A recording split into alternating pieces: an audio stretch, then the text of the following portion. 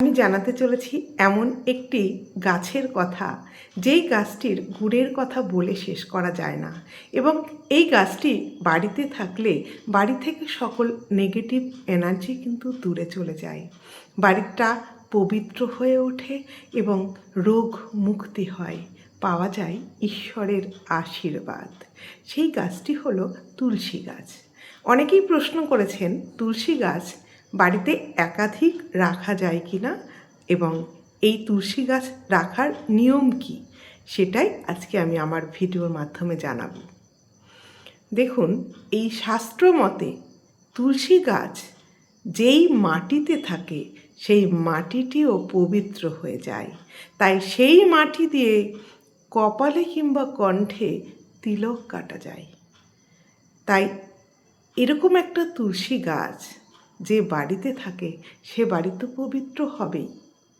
তুলসী গাছ বাড়িতে একাধিক রাখা যায়, কিন্তু কিছু নির্দিষ্ট নিয়ম আছে, নিয়ম মেনে আপনি একাধিক তুলসী গাছ রাখতে পারেন।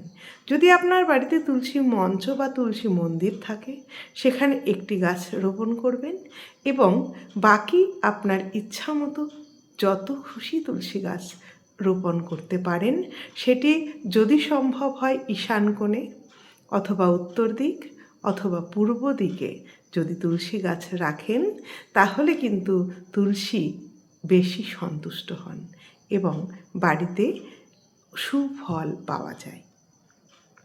এই তুলসী গাছ যার গুণের কথা বলে শেষ করা যায় না, তার ভেষজ গুণ যেমন আছে, তেমনি তুলসী গাছ জ্যোতিষ মতে যদি প্রতিদিন বাড়ির ছোট বাচ্চাদের তুলসীর পাতা সেবন করানো যায়, তাহলে কিন্তু বুধ গ্রহটি ভীষণভাবে স্ট্রং হয়ে ওঠে, খুলে যায় বুদ্ধি এবং পড়াশোনায় মনোযোগী হয়ে ওঠে। এই পবিত্র গাছটি আপনি খুব যত্ন করে রাখবেন, একাধিক রাখুন, কিন্তু এটি পরিষ্কার পরিচ্ছন্ন রাখবেন। এর পাশে কোনো ঝাড়ু পোছা এগুলো রাখবেন না, নোংরা করে রাখবেন না।